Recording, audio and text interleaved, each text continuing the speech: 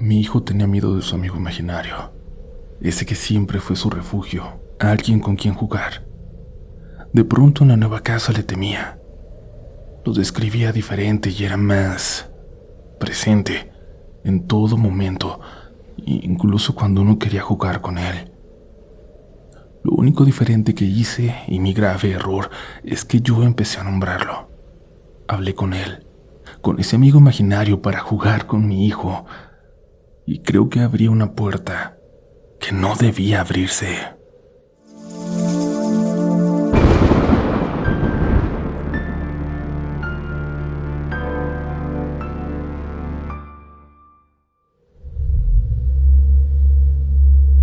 Hoy vamos a entrar a ese mundo extraño y misterioso de los amigos imaginarios, comunidad. Y es que si tú, que nos estás escuchando, no tuviste uno, sé que al menos conoces a alguien que sí, aunque no los llamaran así. Todos conocemos a alguien que habló con algo que no existe a muy temprana edad. Así que estos seres son el hilo conductor de este episodio, aunque no nos limitaremos, porque también hablaremos de fantasmas, de espíritus, de almas en pena que han sido vistos por niños. Esperamos que estén listos y listas para escuchar. Y si hay infantes cerca, yo creo que este es uno de esos episodios que no deberían escuchar, al menos no a solas, no sin ustedes para acompañarlos. Así que va esta advertencia, va esta pequeña censura, y si quieres salir, esta es tu última oportunidad, porque en 10 segundos comenzamos con relatos de la noche. 7, 6, 5, 4, 3.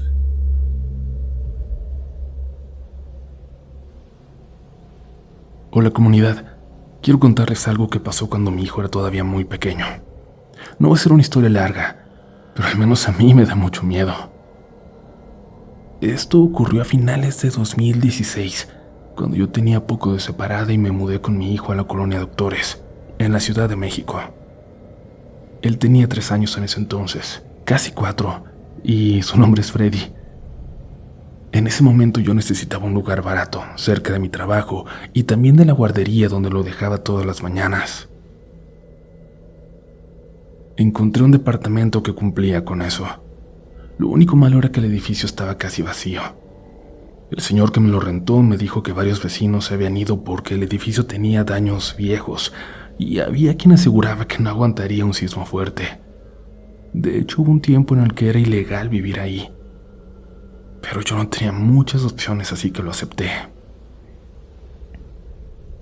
El departamento era sencillo, pero tenía 2 recámaras. Por primera vez mi hijo iba a tener su propio cuarto y eso me emocionaba. Estábamos en un 8º piso y la vista era sorprendentemente linda.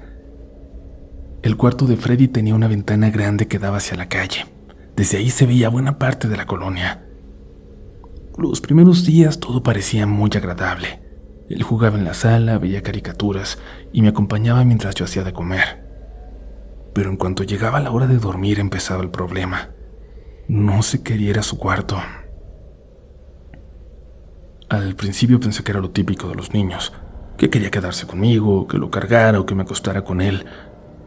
Pero una noche le pregunté directamente qué estaba pasando.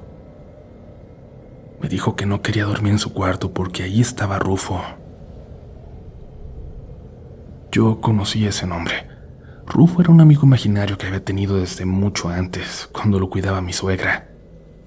Ella me contaba que a veces lo veía jugando solo y diciendo que estaba con un payasito que se llamaba así. Nunca me preocupó demasiado, ni a ella. Parecía normal.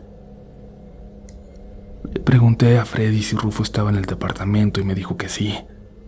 Entonces le pregunté que dónde estaba.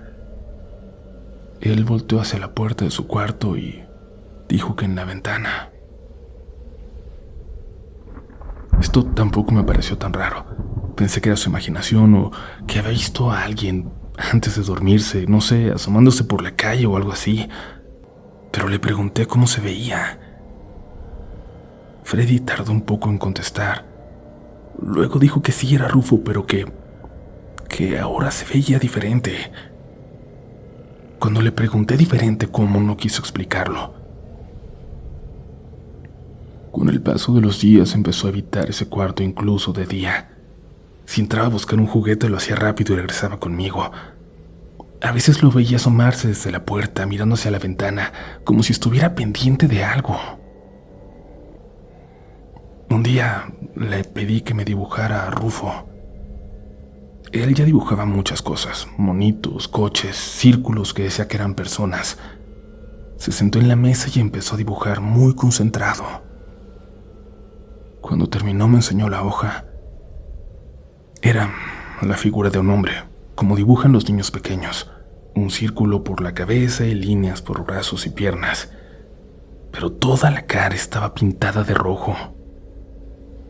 No era una mancha, sino toda la cara, sin salirse de la raya. Le pregunté por qué estaba de ese color, y Freddy solo dijo que así estaba su cara. A partir de entonces ya no quiso dormir solo en ese cuarto, ni siquiera quedarse ahí jugando si yo no estaba cerca. Terminaba siempre durmiendo conmigo. Una noche decidí hacer algo para tranquilizarlo, según yo. Me metí solo al cuarto de Freddy y dejé la puerta abierta para que él escuchara desde la sala. Hablé en voz alta como si estuviera regañando a alguien. Le dije que ya sabía que estaba ahí, que no quería que estuviera molestando a mi hijo y que se fuera del departamento. Lo hice más como una forma de tranquilizar a Freddy que porque realmente pensara que había un amigo imaginario, por supuesto. Y no pasó nada. Pero un sábado por la mañana estaba limpiando el departamento. Freddy estaba viendo caricaturas en la sala mientras yo recogía juguetes y sacudía el escritorio de su cuarto. Abrí las cortinas para que entrara luz y entonces vi algo en la ventana. Al principio pensé que eran manchas y me acerqué para limpiarlas. Fue entonces cuando me di cuenta de que eran marcas de manos, que no estaban del lado de adentro, estaban por fuera del vidrio. Eran 2 manos abiertas, como si alguien se hubiera apoyado ahí mirándose el interior del cuarto. Como recordarán, nosotros vivíamos en un 8º piso. No había balcón ni nada afuera donde alguien pudiera pararse. Me quedé un momento viendo el vidrio sin entender cómo podían estar allí esas marcas. Al final pude limpiarlas con un trapo y no le dije nada a mi hijo. Al año siguiente llegaron los sismos de 2017. Después de las revisiones de protección civil, nos avisaron que el edificio tenía daños estructurales y que iba a ser desalojado. Nos tuvimos que ir. Tiempo después supe que el edificio fue demolido. Freddy ahora ya es más grande y ni siquiera recuerda haber tenido un amigo imaginario llamado Rufo. Pero créanme cuando les digo que yo todavía recuerdo perfectamente esas manos marcadas en la ventana de su cuarto.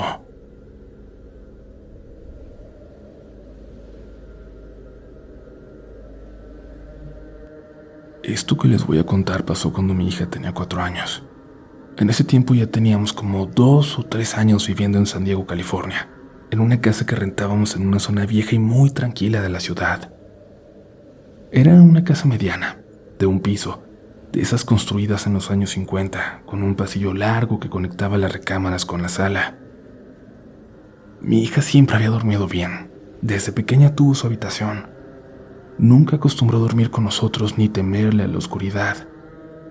Pero específicamente después de una tormenta que nos dejó sin luz por todo un día, empezaron a pasar cosas raras en la madrugada, como si se hubiera despertado algo. Varias veces mi esposa o yo nos despertábamos porque escuchábamos que hablaba, que estaba hablando bajito como platicando con alguien.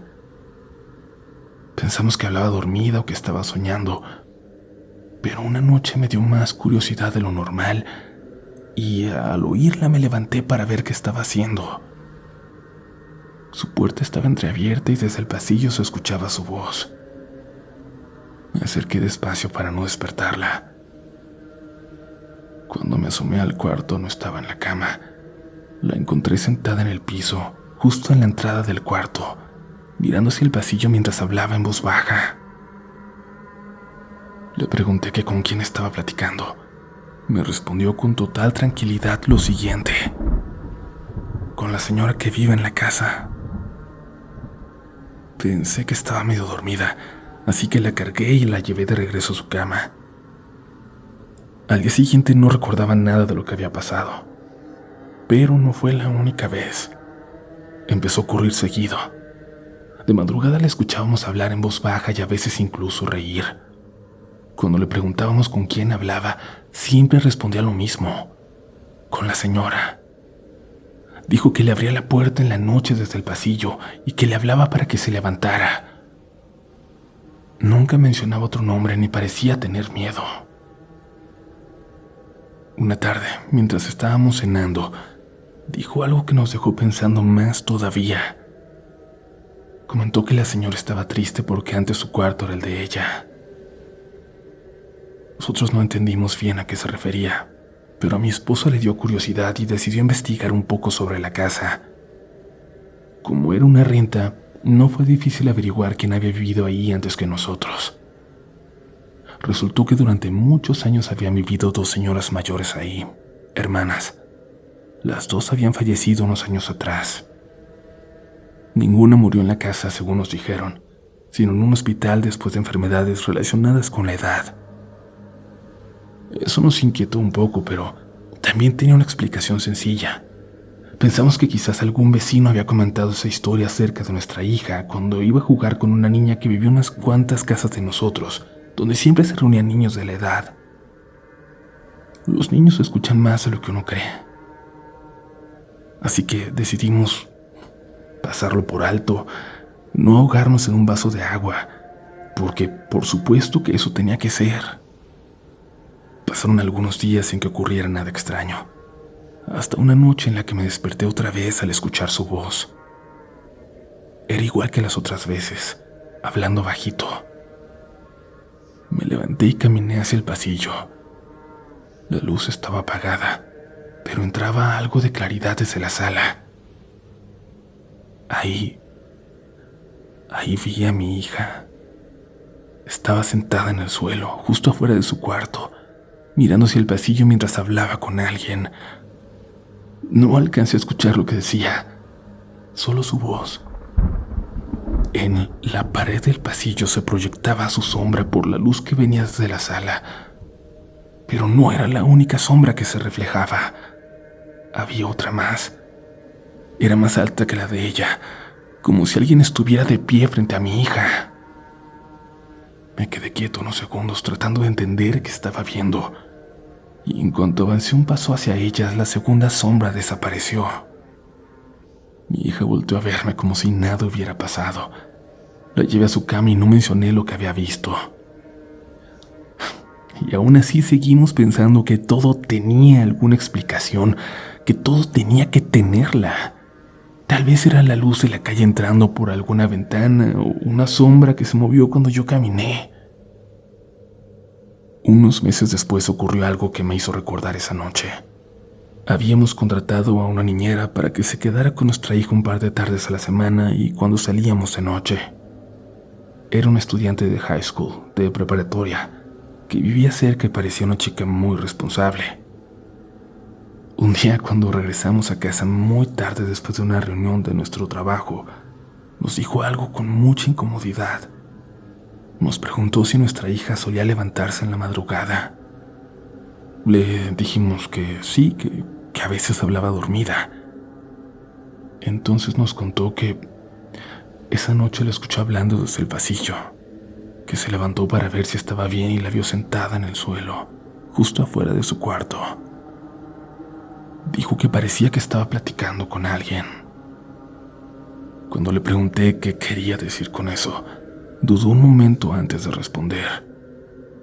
Luego nos dijo que cuando se asomó al pasillo alcanzó a ver a algo más, que junto a mi hija había otra silueta, como si alguien estuviera de pie frente a ella. La niñera lo que pensó fue que tal vez uno de nosotros había llegado antes y que no se había dado cuenta. Pero cuando se acercó, se dio que no había nadie más. Y claro, esa noche nosotros no estábamos en casa. Las únicas personas ahí, vivas por lo menos, eran ella y mi hija.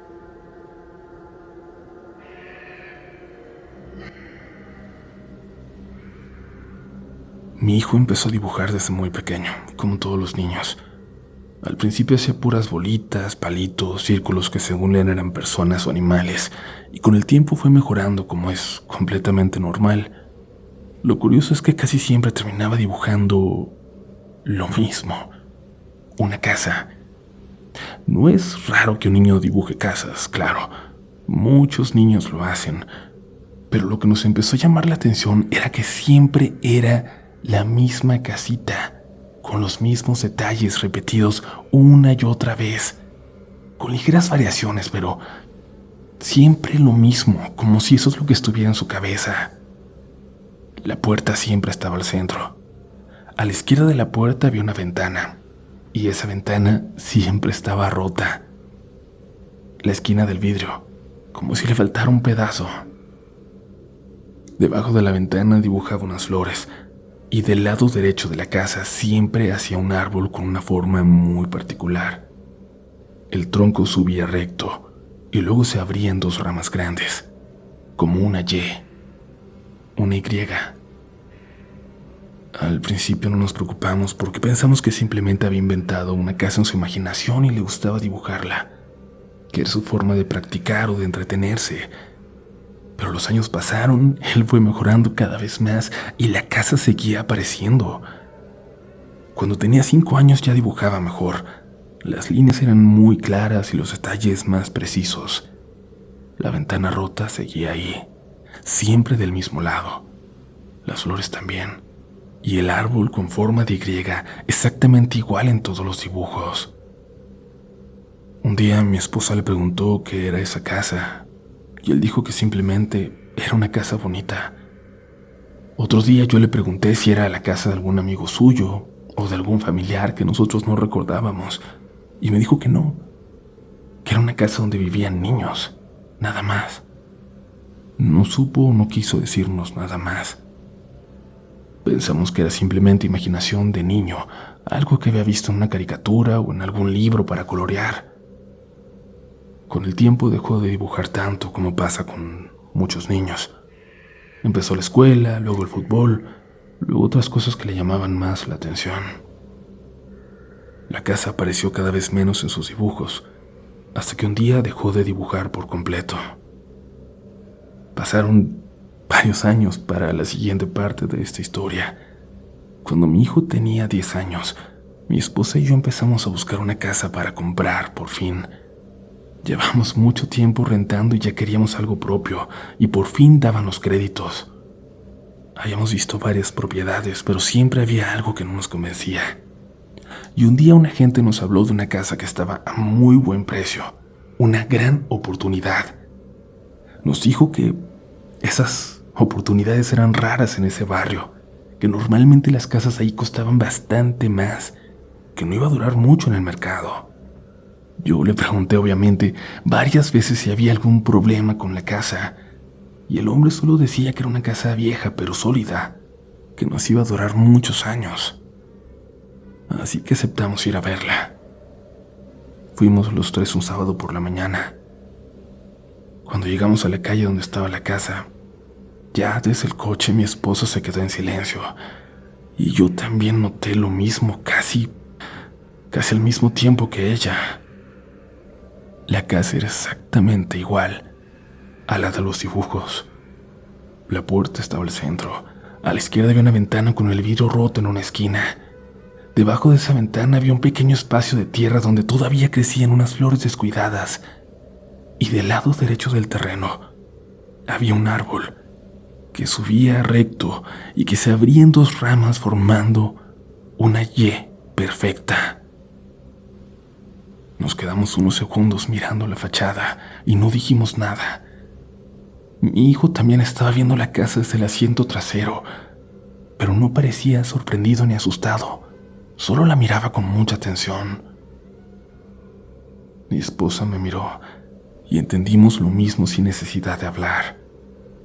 No había forma de que entráramos en esa casa. Cuando la gente salió para recibirnos en la banqueta, le dije que habíamos cambiado de opinión, que preferíamos no verla por dentro. El hombre nos miró unos segundos, como si yo hubiera visto esa reacción antes. Después suspiró un poco y dijo que entendía. Nos explicó que normalmente prefería contar la historia de la casa después de que la gente ya había pasado a verla, pero que en nuestro caso no tenía sentido hacerlo después. Que hacía varios años en esa casa vivía una mujer con sus 2 hijos pequeños. Una noche, la mujer mató a los 2 niños dentro de la casa. Luego intentó quitarse la vida sin éxito. El caso salió en las noticias locales y se volvió algo muy comentado en el barrio. Desde entonces la casa cambió varias veces de dueño, pero nadie se quedaba mucho tiempo y al final terminó quedándose vacía durante años. Por eso ahora la vendían tan barata. Nos quedamos escuchando en silencio. Nadie dijo nada durante unos momentos. Al final agradecimos la información y nos fuimos. Esa noche, cuando estábamos en casa, me acordé de todos los dibujos que mi hijo hacía cuando era pequeño. La ventana rota, las flores debajo de la ventana, el árbol con forma de Y. Busqué en una caja donde guardábamos algunas de sus cosas de cuando era más chico y encontré todavía varios. No era nuestra imaginación. Eran prácticamente iguales a la casa que habíamos visto esa mañana. Lo más extraño es que nosotros nunca habíamos pasado por esa calle antes de ese día, ni siquiera ese barrio. Y mi hijo dejó de dibujar esa casa muchos años antes de que nosotros supiéramos que existía. En él no hubo reacción. Simplemente fue como si fuera una casa cualquiera. Y le agradezco a Dios por eso.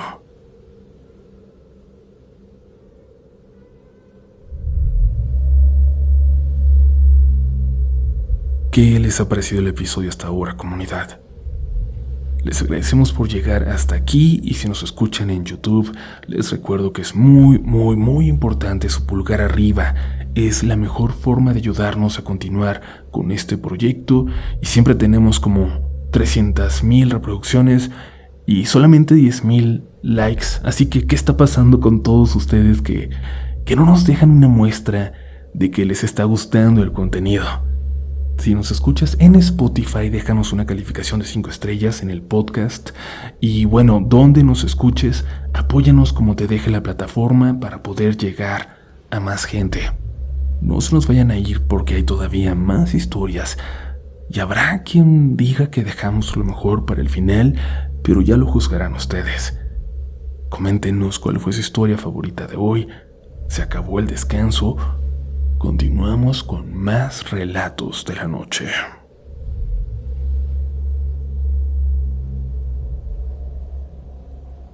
Muy buenas noches y gracias por dejarme ser parte de esta comunidad y hoy compartirles mi historia. Les voy a hablar de un tiempo en el que vivíamos en una casa rentada. Una casa vieja pero muy bonita, de las que todavía tienen pisos de madera y que se escuchan los pasos de todos como película de terror. Cuando nos mudamos, los dueños nos dijeron que algunas cosas se quedarían porque llevaban muchos años en la casa. Entre esas cosas había un par de cuadros colgados en el pasillo que conectaba la sala con las recámaras y que literalmente estaban fijados. Quitarlos arriesgaba dañarlos para siempre. Uno de esos cuadros era una fotografía antigua en blanco y negro. Era la foto de un niño de unos 7 u 8 años, vestido con ropa formal, como los niños de antes. Tenía una expresión seria que siempre me pareció un poco extraña, pero nada más. No me daba miedo. Era simplemente una foto vieja más dentro de una casa vieja. Era parte de su personalidad, supongo. Un tiempo después empezamos a notar algo curioso con mi hija. A veces cuando pasaba por el pasillo, se detenía frente a la fotografía y se quedaba viéndola. Al principio pensé que simplemente le llamaba la atención porque los niños suelen fijarse en cosas que los adultos ni notamos, pero luego empezó a hablarle. De vez en cuando pasábamos por el pasillo y la veíamos parada frente a la foto, hablando bajito, como si estuviera platicando con alguien. Una tarde le pregunté con quién estaba hablando. Me respondió con total tranquilidad que con el niño. Pensé que era un juego y lo dejé así, pero con el paso de los días empezó a hacerlo cada vez más seguido. A veces la escuchábamos decir cosas mientras miraba la foto, y en una ocasión incluso la escuché reír. Cuando le preguntábamos qué hacía, siempre respondía lo mismo, que estaba hablando con el niño de la fotografía. Un día decidí preguntarle cómo se llamaba ese niño. Mi hija respondió de inmediato como si ya lo supiera desde siempre. Dijo que se llamaba Daniel. Eso sí me llamó la atención porque en ningún lugar de la casa decía el nombre del niño. La foto no tenía ninguna placa ni ninguna inscripción. Le pregunté cómo sabía su nombre y dijo que él mismo se lo había dicho. Mi esposa pensó que quizás nuestra hija había escuchado ese nombre en algún momento y lo había asociado con la fotografía. Los niños pueden hacer eso con mucha facilidad. Pasaron algunos días y dejamos de prestarle atención al asunto, pero una tarde, mientras estábamos limpiando el pasillo, me quedé mirando la fotografía con más cuidado. Se notaba que era muy vieja por el tipo de papel y por el marco desgastado, y me dio curiosidad saber quién diablos era ese niño.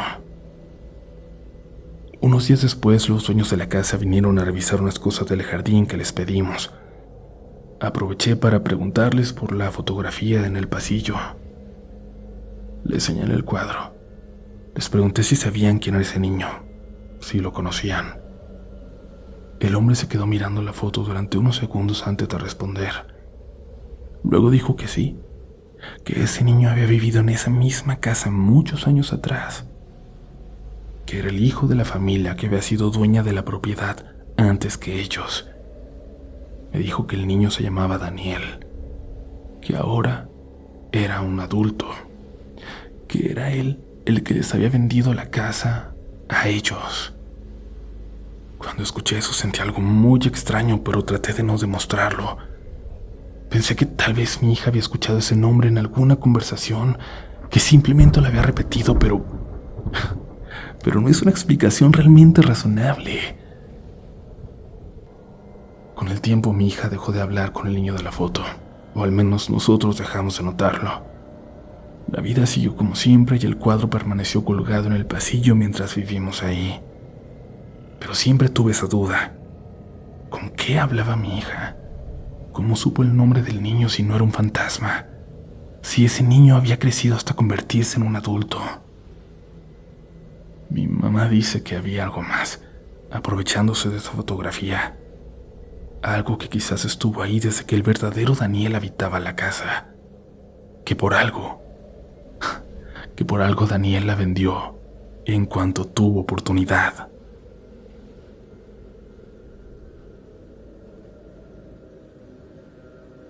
Muy buenas noches, comunidad. Buenas noches, Uriel. Si es hacerlo, gracias por contar mi historia. Sucede en San Luis Potosí, cuando vivíamos en una casa que nos prestó la abuela de mi pareja, que de hecho era al lado de la suya y la cuidábamos a ella a cambio de poder vivir ahí.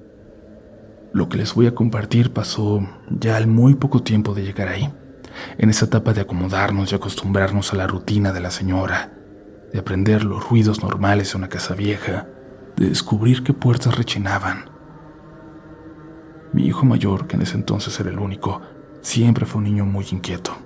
Corría por todos lados, inventaba juegos con cualquier cosa y hablaba solo mientras jugaba. Por eso cuando empezó a hablar con un amigo imaginario, no nos preocupó en absoluto. Muchos niños hacen eso y es completamente normal.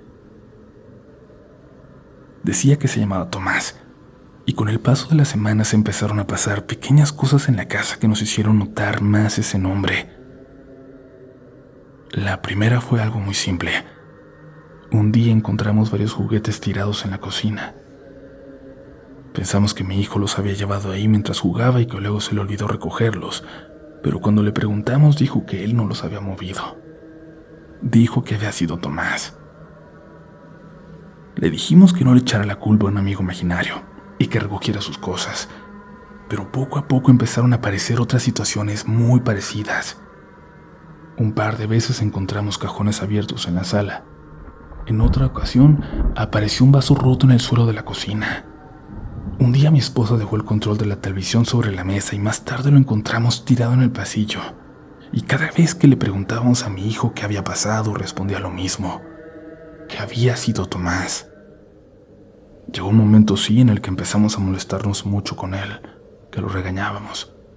Pensábamos que simplemente estaba haciendo travesuras y que usaba ese amigo imaginario como excusa. Incluso le dijimos varias veces que no era buena idea culpar a alguien que no existía.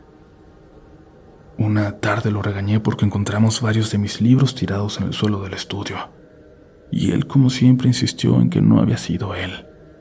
Me dijo algo que recuerdo bien, con escalofríos hasta hoy que lo escribo. Dijo que Tomás se enojaba mucho cuando nosotros decíamos que no existía. En ese momento lo que pensé fue que simplemente estaba inventando cosas para evitar problemas. Pero hubo un detalle que sí me llamó la atención.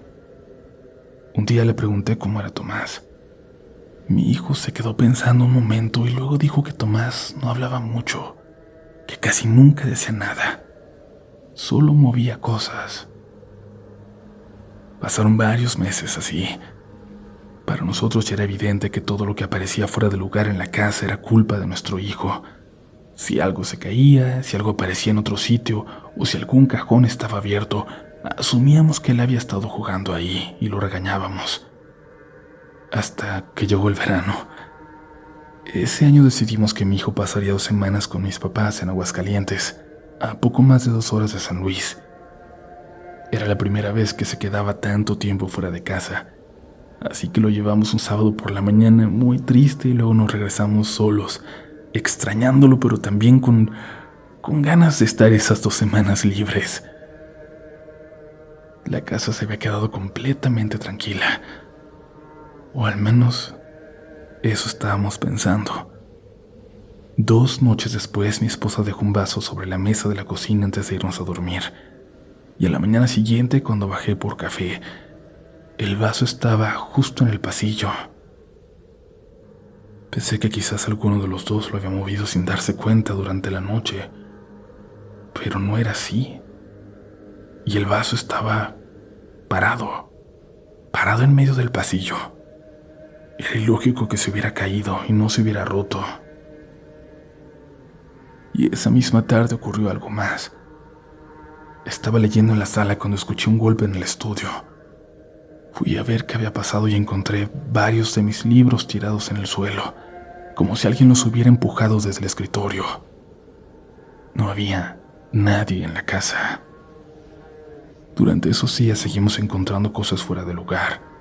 Un cajón abierto en la cocina, una silla movida unos centímetros de donde estaba antes. Incluso un juguete de mi hijo apareció en medio del pasillo, a pesar de que él estaba lejos y nadie había entrado a su cuarto. En resumidas cuentas, pasaron las mismas cosas que pasaban cuando él estaba en casa. La única diferencia era que esa semana mi hijo estaba a cientos de kilómetros con sus abuelos. Cuando fuimos a recogerlo unos días después, mientras regresábamos en el coche, le hice una pregunta que llevaba varios días rondándome la cabeza. Le pregunté si Tomás seguía en la casa. Mi hijo me miró desde el asiento de atrás y respondió con total tranquilidad. Dijo que sí. Dijo que Tomás nunca se iba, que solo esperaba a que alguien volviera para poder jugar otra vez. Le dedicamos una misa cada semana por años, pero las manifestaciones nunca se detuvieron.